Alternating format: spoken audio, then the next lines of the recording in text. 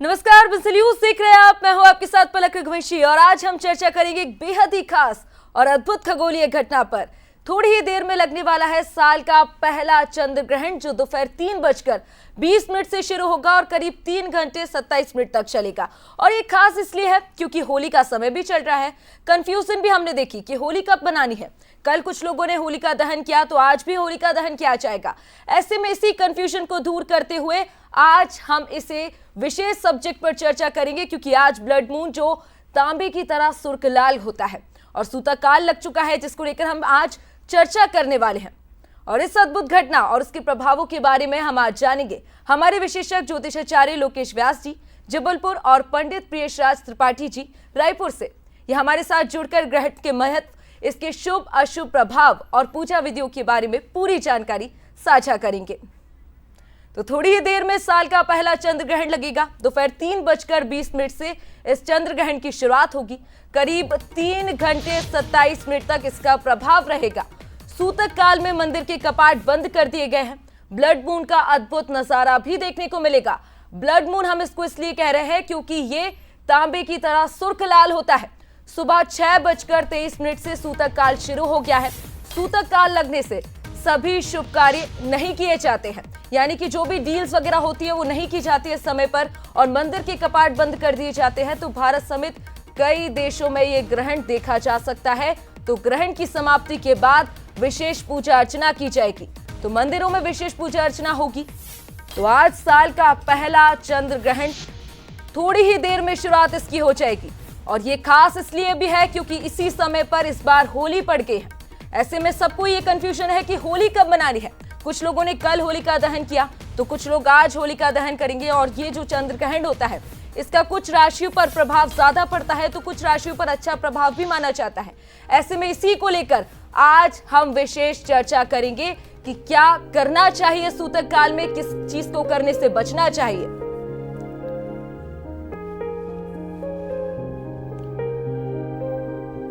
तो इष्ट देव के मंत्रों का जाप चंद्र ग्रहण के दौरान करना होता है। भगवान का ध्यान और नाम का जाप करना होता है। तो ऐसे में आज हम खास चर्चा करेंगे चंद्र ग्रहण को लेकर। और चलिए अब हमारे साथ इसी पर खास चर्चा के लिए पंडित लोकेश व्यास जी ज्योतिषाचार्य जबलपुर से जुड़ गए हैं। तो पंडित प्रियेशरण त्रिपाठी जी ज्योतिषाचार्य रायपुर से भी जुड़ गए हैं। आप दोनों का ही बंसल न्यूज में स्वागत है। आप दोनों का ही हमारे साथ जुड़ने के लिए स्वागत है। तो देखिए, पंडित लोकेश व्यास जी ज्योतिषाचार्य जबलपुर से हमारे साथ जुड़ गए हैं। तो पंडित प्रियेशरण त्रिपाठी जी रायपुर से हमारे साथ जुड़ गए हैं। आप दोनों का ही बंसल न्यूज पर स्वागत है। तो पंडित प्रियेशरण त्रिपाठी जी, सबसे पहले मैं आपके पास आऊंगी। सबसे पहले आपको होली की ढेरों शुभकामनाएं। और पहला सवाल मेरा आपसे यही होगा कि होली भी है, कंफ्यूजन सबको है कि चंद्र ग्रहण पहला चंद्र ग्रहण है, तो होली कब मनानी चाहिए? रंगों का त्योहार किस दिन खेलना चाहिए?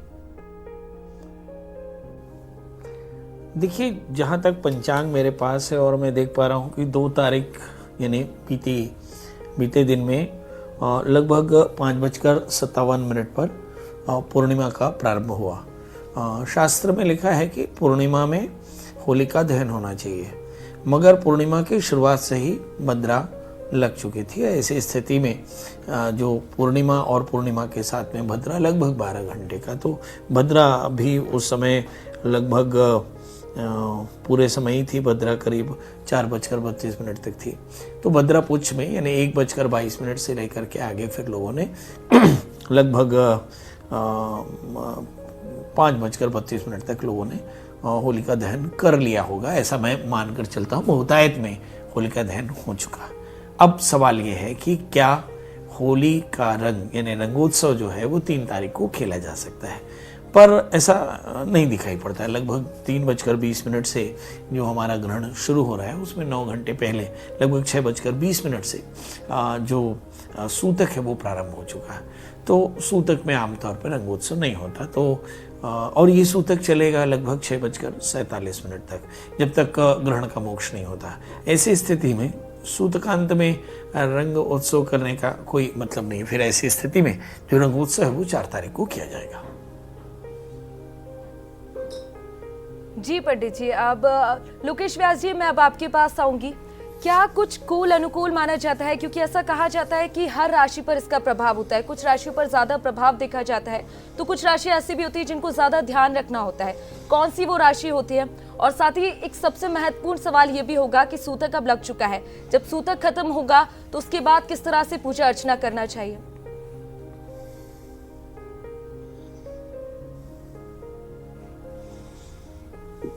हाँ, बंसल न्यूज के दर्शकों को और पलक जी और त्रिपाठी जी, आपको होली महापर्व की बहुत बहुत शुभकामनाएं।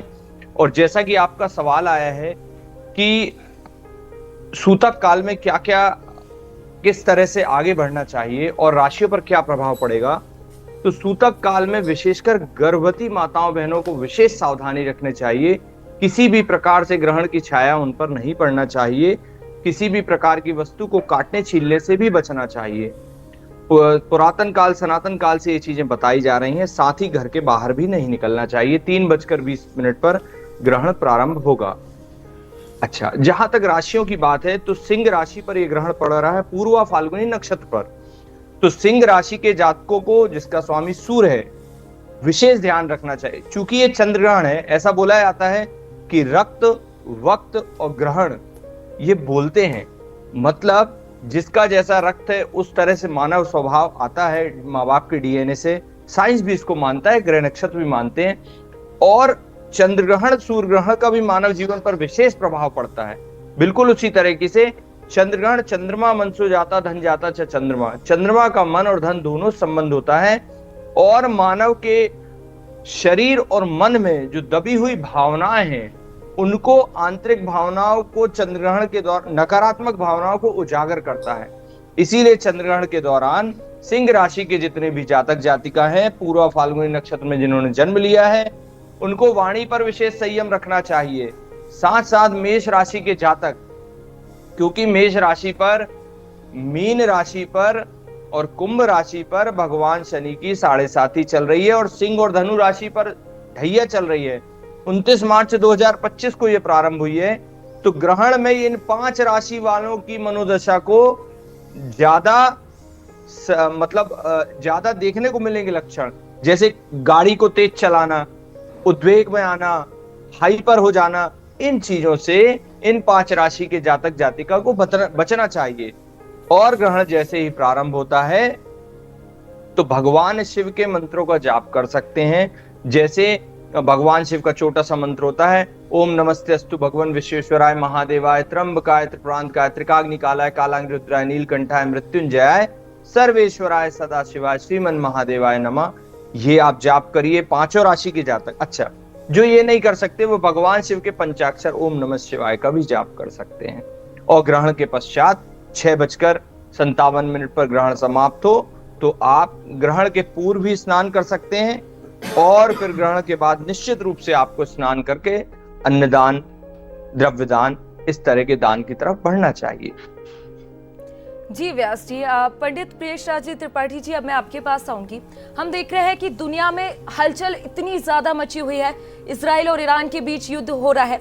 ऐसे में क्या लगता है, ये दुनिया में असर इसका चंद्रग्रहण का और ज्यादा प्रभाव पड़ेगा या और ज्यादा बढ़ा देगा इसको?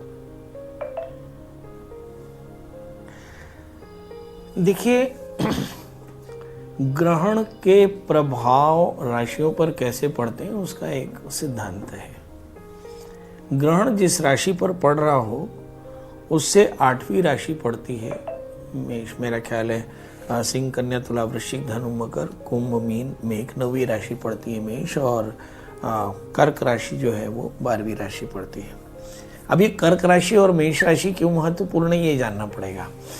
काल पुरुष की जो राशि है वो मेष है, और मेष राशि से अगर हम शनि को देखें तो वो 12वां शनि है। और ऐसी स्थिति में जो ग्रहण है वो मेष राशि के लिए तो चिंता का विषय है।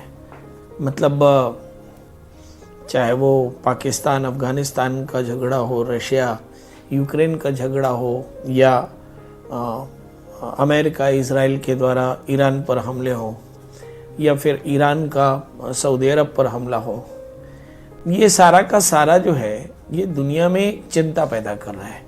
और सूर्य ग्रहण का यही एक असर है। सबसे खतरनाक चीज़ ये है कि ये परिस्थिति पैदा क्यों हुई। क्या ऐसा लगता है कि डोनाल्ड ट्रंप के जेफरी एप्स्टीन की फाइल से डोनाल्ड ट्रंप के जो क्रेडेंशियल्स कम हो रही थी, इसके लिए आतुरता में उन्होंने ईरान पर हमला कर दिया? यस, ये हो सकता है। इस बात की बहुत संभावना है क्योंकि दुनिया के ज़्यादातर जो राष्ट्राध्यक्ष हैं वे अपने अपने राष्ट्रों में अनपॉपुलर हो गए हैं, क्योंकि जेफरी एप्स्टीन या फिर बेरोजगारी या फिर महंगाई या फिर दूसरे इतर जो कारण हैं, इन कारणों से ज़्यादातर राष्ट्राध्यक्ष असुरक्षित हो गए हैं। और असुरक्षित इसलिए हुए हैं क्योंकि शनि जो है वो मेष लग्न से दशमाधिपति होकर 12वें स्थान में, मतलब घर में मुखिया और गांव में सरपंच और प्रदेश का सीएम, देश का डीएम या राष्ट्राध्यक्ष, ये सभी की क्रेडेंशियल्स खतरे में है, कारण कुछ भी हो, क्योंकि शनि का यही स्वभाव है और ये 30 साल बाद आता है। तो इस समय राष्ट्राध्यक्षों की जो क्रेडेंशियल है, वो चाहे नरेंद्र मोदी हो, चाहे डोनाल्ड ट्रंप हो, चाहे वो मैक्रो हो, नहीं, ज़्यादातर लोगों की पॉपुलैरिटी जो है वो क्रेडेंशियल्स खतरे में है, कारण कुछ भी हो। और इस समय ग्रहण का पड़ जाना, मतलब शनि का मीन राशि में होना, चंद्र ग्रहण का पड़ जाना, और साथ में कुंभ राशि में मंगल राहु सूर्य राहु का योग बनना, ये एक तरह का बड़ा घातक योग बन रहा है जो सारी दुनिया में तबाही लेकर आया है। खासकर हम भारत के नजरिए से देखें तो भारत के लिए काफी बड़ा हानि पैदा कर सकता है। यदि वो हार्मोज सेक्टर जो यहाँ से तेल का आयात होता है भारत में, अगर वहाँ पर कुछ गड़बड़ हुई तो मुझे से लगता है कि भारत के लिए वास्तव में चिंता का विषय है। दूसरा, भारत की जो इंटरनल पॉलिटिकल जो सिचुएशन है वो भी बहुत ज़्यादा अच्छी नहीं है। तो ऐसी स्थिति में मुझे से लगता है कि देश को चाहे अर्थव्यवस्था के नज़रिए से देखें या राजनीतिक स्थिरता के नज़रिए से देखें या हमारे राजनेताओं के लिए ईरान पर हमले के बाद जवाब की स्थिति को देखें, हमारे इजराइल के साथ रिश्तों को देखें, हमारे अमेरिकन ट्रेड डील को देखें, ऐसा लगता है कि भारत विशेषकर इसमें बड़ी हानि उठा सकता है। ये मैं ग्रहण के संदर्भ में कह रहा हूं। तो ग्रहण शनि का प्रभाव, सूर्य मंगल राहु का जो प्रभाव है, ये भारत के नजरिए से और देश और दुनिया के नजरिए से काफी घातक हो सकता है। बिल्कुल प्रिय शरण जी, एक बहुत जरूरी सवाल मैं आपसे करना चाहूंगी। चंद्र ग्रहण का प्रभाव हम शेयर बाजार का मार्केट देखें, जो शेयर मार्केट है उस पर कितना प्रभाव पड़ सकता है, और वहीं निवेशकों को इस दौरान क्या ध्यान रखना चाहिए, क्या सावधानी बरतनी चाहिए? देखिए, मैं जहां तक भारत के निवेशकों की बात करूं, चाहे मैं दुनिया के निवेशकों की बात करूं, ये जो ग्रहण है वो सारी दुनिया में चिंता और भारत के निवेशकों के लिए हानि दे सकता है। इसलिए जो शेयर बाजार है वो चाहे युद्ध की स्थिति हो, चाहे परेशानी की राजनीतिक अस्थिरता की दृष्टि से इस समय शेयर बाजार के निवेशकों को बहुत ज़्यादा रिस्क रहेगा। मगर वहीं पर अगर आप गोल्ड या बुलियन मार्केट की बात करेंगे तो गोल्ड और बुलियन मार्केट में काफ़ी तेजी दिखाई पड़ सकती है। जी पंडित जी, और आगे बढ़ेंगे और अब हमारे साथ लखनऊ से आलोक राय जी जुड़ गए हैं, तो वहीं ग्वालियर से उमेश पाराशर जी जुड़े हैं। और पंडित जी आप बने रहिए, लेकिन सबसे पहले आलोक राय जी मैं आपके पास आऊंगी। आप कहाँ मौजूद हैं? मंदिर में क्या कुछ असर इस चंद्र ग्रहण का पड़ा हुआ है? देखिए, बिल्कुल हम लखनऊ के हजरतगंज इलाके में हैं और हमारे पीछे आप तस्वीरें हम आपको दिखाते हैं। ये मंदिर हैं और महत्वपूर्ण मंदिर है यहाँ का, और इसके कपाट जो है वो बंद हैं। जो दरवाजे हैं आप देखिए, दरवाजों पर ताला लगा हुआ है, क्योंकि आज साल का पहला चंद्र ग्रहण पड़ रहा है। और जो चंद्र ग्रहण का टाइम है वो 3:20 से शुरू होगा, शाम 6:46 तक रहेगा। लेकिन चूंकि जो सूतक होता है वो बहुत पहले लग जाता है, सुबह से ही लग गया है, इसलिए जो है मंदिरों में पूजा पाठ नहीं होता है, शुभ नहीं माना जाता है पूजा करना, पाठ करना या फिर मूर्तियों को स्पर्श करना, इसीलिए दरवाजे बंद हैं। अब शाम के बाद ही दरवाजे खुलेंगे मंदिरों को, जो है वो जो पुजारी आएंगे मंदिरों की जो भी विधि विधान से उसके दरवाजे खोलेंगे, इसके बाद पूजा पाठ शुरू होगा। तो कुल मिलाकर इसीलिए आज जो है होली भी नहीं मनाई जा रही है, क्योंकि जो ग्रहण है उसमें ये सब शुभ कार्य नहीं होते हैं। क्योंकि होलिका दहन कल हुआ है, होलिका दहन के अगले दिन ही रंग खेला जाता है, लेकिन इस बार ऐसा नहीं हुआ। अब होली कल मनाई जाएगी, और सिर्फ लखनऊ के मंदिर ही नहीं बल्कि उत्तर प्रदेश में जो महत्वपूर्ण धार्मिक केंद्र हैं, बड़े बड़े मंदिर हैं, चाहे वो अयोध्या में राम मंदिर हो, मथुरा की बात कर लें या काशी विश्वनाथ धाम की बात कर लें, सभी जगह पूरे जो भी मंदिर हैं वो बंद हैं, उनके दरवाजे बंद हैं। अब शाम के बाद ही, यानी जब ग्रहण का खत्म हो जाएगा, सूतक खत्म हो जाएगा, उसके बाद ही जो है मंदिरों में लोग जाएंगे, पूजा पाठ करेंगे। तो कुल मिलाकर ये जो पहला चंद्र ग्रहण आज पड़ रहा है, इसकी वजह से सभी मंदिरों के दरवाजे बंद हैं, कपाट बंद हैं, कोई पूजा पाठ, किसी तरह की आराधना नहीं की जा रही है। और जो भी विधि सम्मत विधि विधान से होता है, जैसा कि ज्योतिषाचार्य बताते हैं या बता रहे हैं, उस हिसाब से ही सारा काम इस ग्रहण को लेकर के किया जा रहा है। जी आलोक जी, अब आप बने रहे। मैं ग्वालियर से उमेश पाराशर जी आपके पास आऊंगी। उमेश, हमने देखा कि मंदिरों के पट बंद कर दिए गए हैं और सूतक काल खत्म होगा तो उसके बाद किस तरह से पूजा अर्चना की जाएगी और मंदिरों के कपाट फिर खोले जाएंगे? देखिए, निश्चित तौर पर ही पलक, इस समय हम जो है ग्वालियर के ऐतिहासिक मंदिर अचलेश्वर मंदिर पर खड़े हुए हैं, जो कि आस्था का केंद्र माना जाता है। लेकिन अभी इस मंदिर के कपाट बंद है क्योंकि सूतक काल जो है 9 घंटे तक सूतक काल चला और उसके बाद अब जो है ग्रहण लगने वाला है। 3:20 पर ये ग्रहण लगेगा और शाम 6:53 तक ये चलेगा और उसके बाद मंदिर की यहाँ पुजारी आएंगे और मंदिर की विधि विधान से जो है साफ सफाई करेंगे और साफ सफाई के बाद ही जो है यहाँ पर विधि विधान से पूजा अर्चना होगी और उसके बाद लोग भी मंदिर में पहुंचेंगे। अभी देखिए, जो भी लोग आस्था से जुड़े हुए हैं वो अपने घरों पर पाठ पूजा कर रहे हैं, मंत्रों का जाप कर रहे हैं, जिससे राशियों पर कोई विपरीत प्रभाव ना पड़े। इसके लिए भी जो है जहाँ तक अपने घर पर ही जो पूजा पाठ है वो कर रहे हैं। आज पूरी तरह से मंदिरों पर जो है कपाट बंद है, कोई भी जो भक्त है वो यहाँ पर नहीं आए हैं और कुछ लोग हैं, उनसे पहले बात कर लेते हैं। क्या देखते हैं सर, आज ये ग्रहण है, ग्रहण का कितना असर देखने को मिलेगा? ग्रहण का भारत में भी ज़्यादा असर नहीं है, 70% भारत है, बाकी थोड़ा बॉर्डर पे है। बाकी ग्रहण का असर तो ईश्वर पे भी पड़ता है और ज़्यादातर जो महिलाएं हैं जिनके पेट में गर्भ से है और इनको कम से कम बहुत दूर रहना चाहिए ग्रहण से। अगर ऐसी परिस्थिति आती है तो महिलाओं से निवेदन करूंगा कि अपने पेट पे गेरू का लेप कर लें, तो उसके ग्रहण का असर बिल्कुल समाप्त हो जाता है, उसके गर्भ पर नहीं पड़ेगा।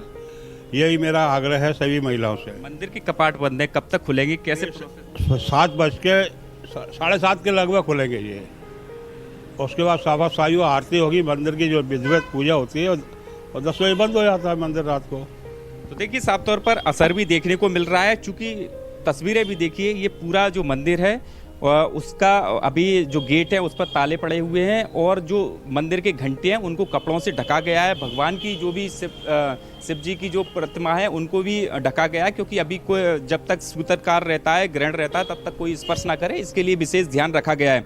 चूंकि इसका असर उमेश, साफ तौर पर मंदिर में इस चंद्र ग्रहण का असर देखने को मिल रहा है। कपाट बंद कर दिए गए हैं और थोड़ी ही देर में जब चंद्र ग्रहण खत्म होगा तो दोबारा से पूजा अर्चना की जाएगी सूतक काल खत्म होने के बाद। फिलहाल शुक्रिया आप दोनों का ही तमाम जानकारी के लिए। तो देखा आपने, हमारे साथ जुड़े मंदिर के कपाट बंद कर दिए गए हैं, पूजा अर्चना होगी, उसके बाद दोबारा से मंदिर के कपाट खोले जाएंगे, भगवान की फिर से पूजा अर्चना की जाएगी और कल होली मनाई जाएगी।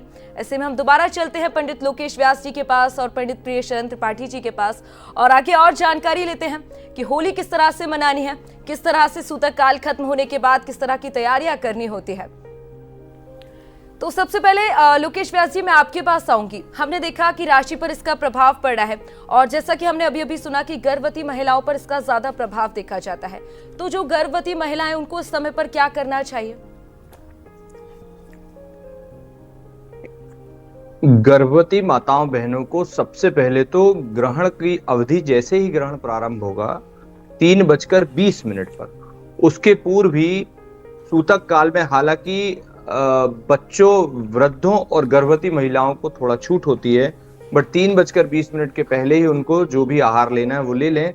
और किसी भी प्रकार से, चूंकि एक खग्रास ग्रस्तोदय खग्रास चंद्रग्रहण है, ग्रस्तोदित है, तो भारत में बहुत सारी जगह जहां पर चंद्रोदय होगा उसके पूर्व ही ग्रहण समाप्त हो जाएगा, लेकिन बहुत सारी जगह, बहुत सारे राज्य ऐसे रहेंगे, स्थान जहां पर चंद्रोदय हो जाएगा और ग्रहण का असर रहेगा। उन विशेष स्थानों पर गर्भवती माताओं बहनों को घर के बाहर निकलने से ही बचना चाहिए। इवन घर के बाहर अगर आंगन है वहां भी 3:20 से लेकर 6:57 तक उनको नहीं जाना चाहिए। मतलब किसी भी प्रकार से प्रकाश नहीं पड़ना चाहिए गर्भ पर, और किसी भी वस्तु को काटने छीलने से बचना चाहिए और इवन शयन से भी बचना चाहिए।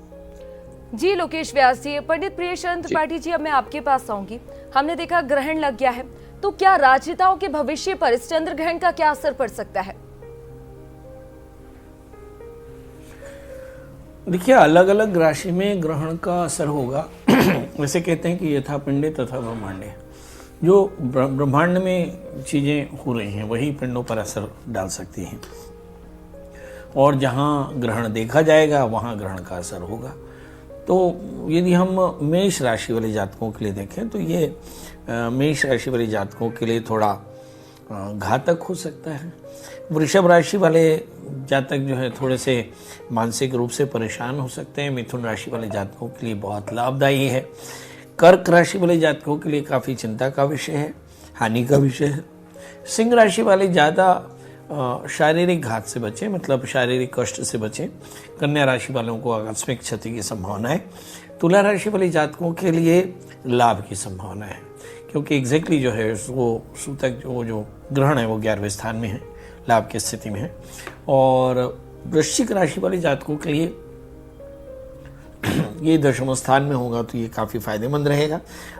धनु राशि वाले जातक अपने क्रेडेंशियल्स को बचा के चलें, मतलब मान अपयश हो सकता है तो मान भंग की संभावनाएं बन सकती हैं। मकर राशि वाले जातकों के लिए कष्ट की संभावना है, तो मतलब शारीरिक कष्ट विशेष करके या किसी प्रकार का लिटिगेशन, खासकर ये समय भी होली का है। कुंभ राशि वाले जातक अपने लाइफ पार्टनर की सेहत का एकदम ध्यान रखें, और मीन राशि वाले जातकों के लिए काफ़ी फायदेमंद रहेगा। तो कुल मिलाकर के जो मैं देख पा रहा हूँ कि जैसे कुछ एक राशियां हैं जिनमें चिंता हो सकती है, तो ये कुल 8 राशियां हैं जिनमें चिंता हो सकती है, यानी मेष, वृषभ, कर्क, सिंह, कन्या, धनु और मकर।